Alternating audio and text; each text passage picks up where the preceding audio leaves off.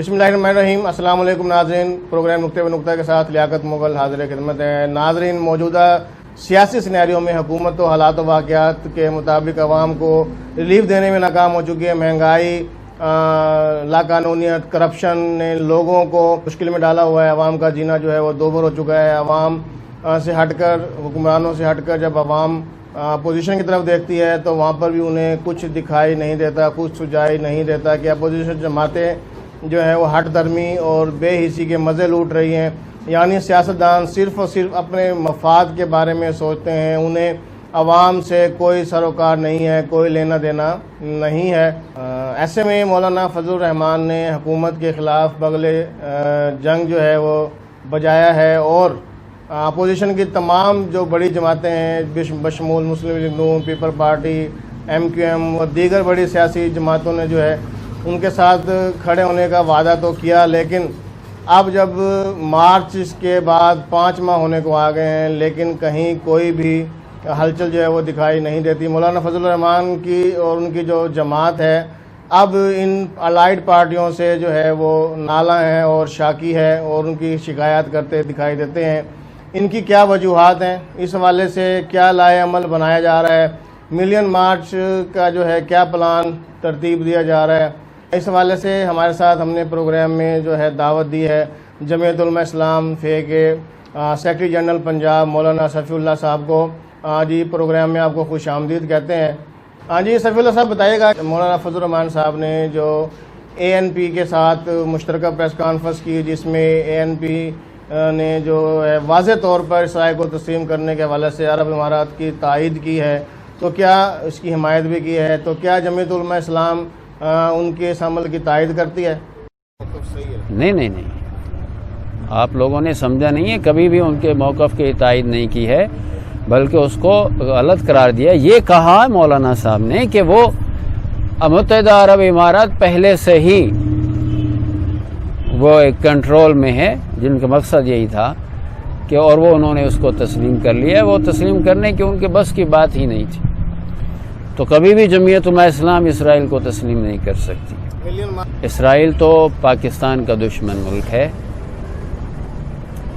اور اسرائیل وہ واحد ملک ہے جس کے پہلے وزیر اعظم نے باقاعدہ طور پر پاکستان کو اپنے لیے خطرہ قرار دیا تھا اور جس نے کہا تھا کہ پاکستان کو ختم کرنا ہمارا مقصد ہے۔ تو ہم کیسے اس کو اپنا دوست یا تسلیم کر سکتے ہیں، یا اس ملک کو کیسے ہم تسلیم کر سکتے ہیں؟ وہ ایک ناجائز جو ہے قابض ہے فلسطین کی سرزمین پر اور اس کا قبضہ ختم ہونا چاہیے۔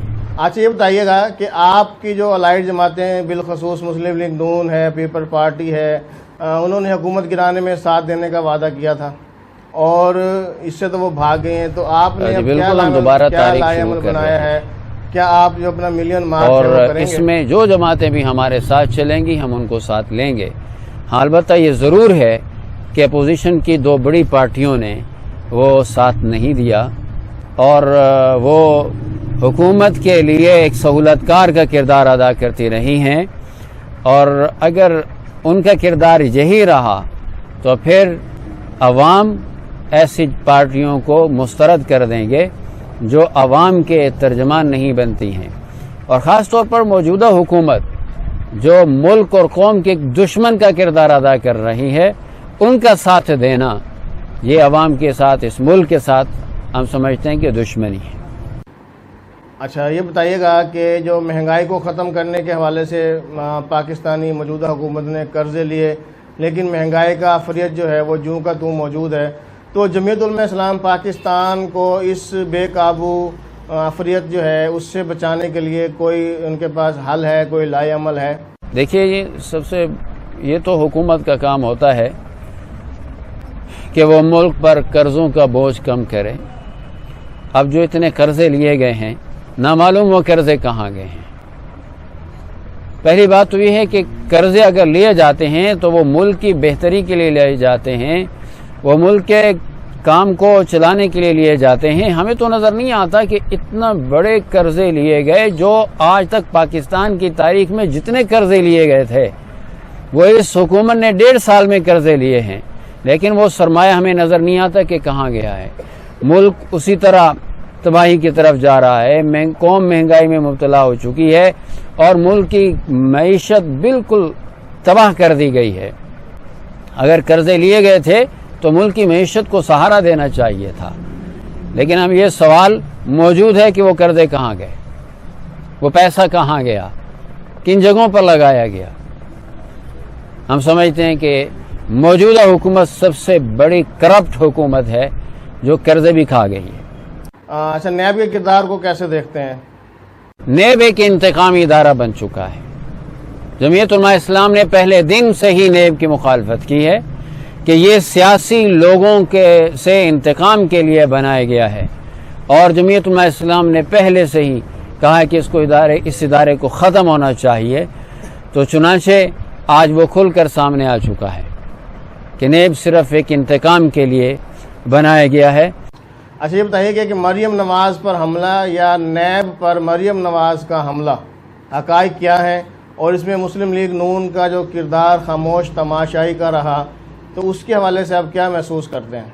इसमें हमें ताज्जुब तो ये है कि मरियम नवाज़ नैब की पेशी के लिए जा रही हैं, उन पर हमले होते हैं और जो इंतहाई जमहूरियत के तकाज़ों के सरासर खिलाफ है, अखलाकियात के खिलाफ है। कौम की बेटी, चलें कौम की बेटी ना मानी जाए, मुस्लिम लीग की तो बेटी थी, किसी की तो वो इज्जत थी, उस पर हमले करना, एक खातून पर हमले करना, ये कौन सी कौम की इज्जत है? और फिर हमें तो ताज्जुब है नून लीग पर कि उनकी बेटी पर हमला हो रहा है और वो बिल्कुल खामोश हो चुके हैं।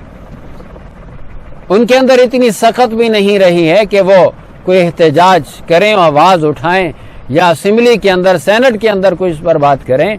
हमें तो ताज्जुब है कि नून लीग की वो गैरत अहमियत कहाँ दफन हो गई। बकौल जमीयत के कि मुल्क की जो मईशत है वो तबाही के दाने पर पहुँच चुकी है, मुल्क जो है वो दिवालिया हो गया है, तो क्या जमीयत उलमा इस्लाम के पास इसका कोई मस्बत बेहतर हल है कि वो हमारी जो मईशत है वो बहाली की तरफ गामज़न हो जाए? देखिए जी, ये माहिर माशियात बैठे, गौर करें कि हमारे वसाइल क्या हैं, हमारे कर्जे क्या हैं, हमारी आमद क्या है और हमारी निकासी क्या है। सब चीज़ को देखकर एक माहिर माशियात बैठेंगे तो इस मसले का हल कर सकते हैं और करना चाहिए। कर्ज़ों पर मुल्क नहीं चला करते, कर्जे लेने से मुल्क डूबा करते हैं। अच्छा, बताइए कि मौजूदा सूरत हाल में जमीयत उलमा इस्लाम का क्या किरदार रहा है और उसका मौक़िफ़ क्या है? कि जमीयत उलमा इस्लाम इस वक्त कौम की तर्जमानी वाहिद जमात जमीयत उलमा इस्लाम है जो कौम की तर्जमानी कर रही है, जो इस मुल्क के तहफ़्फ़ुज़ की जंग लड़ रही है, कौम की इज़्ज़त व वक़ार की जंग लड़ रही है, जो इस्लाम की सरबुलंदी की जंग लड़ रही है। हम कौम से अपील करते हैं कि अब 72-73 सालों में जिन पार्टियों को, जिन लोगों को, जिस तबके को आप आजमा चुके हैं, खुदारा अब उससे नजात हासिल करते हुए उलमा को मौका दें और उलमा का जो है वो दौर इक़्तिदार या दौर हुकूमत वो भी देखें कि वो उन्हें किस कदर इज़्ज़त और उन्हें खुशहाली की तरफ लेकर जाते हैं। हाँ जी नाज़रीन, गुफ्तगू आपने सुनी। जमीयत उलमा इस्लाम ने नून लीग की जो गैरत पर सवाल उठा दिए हैं और इनके वादों को भी मतलब परस्ती और मादा परस्ती से जो है वो तशबीह दे रहे हैं, लेकिन वो अब मिलियन मार्च के लिए तैयारी के मूड में हैं और इस हवाले से दौरे भी जारी हैं। कर्ज़ों और मुल्क की मईशत की तबाही के हवाले से उनके जो ख्यालात हैं वो दिल को भाते हैं, जबकि महंगाई को काबू करने के लिए हुकूमत की जो पॉलिसी है वो भी नाकाम नज़र आती है। और ये बात भी रोज़ रोशन की तरह आया है कि फ़िल वक्त हुकूमत जो है आवाम को रिलीफ देने में नाकाम हो चुकी है। अब 2 साल भी गुजर गए हैं जिस पर इमरान खान ने बड़े दावे तो किए हैं कि जी हमने अब मुश्किलात पर काबू पा लिया है और अब जो है बेहतरी की तरफ, तरक्की की तरफ गामज़न होंगे। देखिए, आवाम तो सिर्फ मुंतज़िर है कि कब कोई अच्छाई की खबर मिलेगी। अगले प्रोग्राम तक के लिए इजाज़त दीजिएगा। अल्लाह हाफिज़।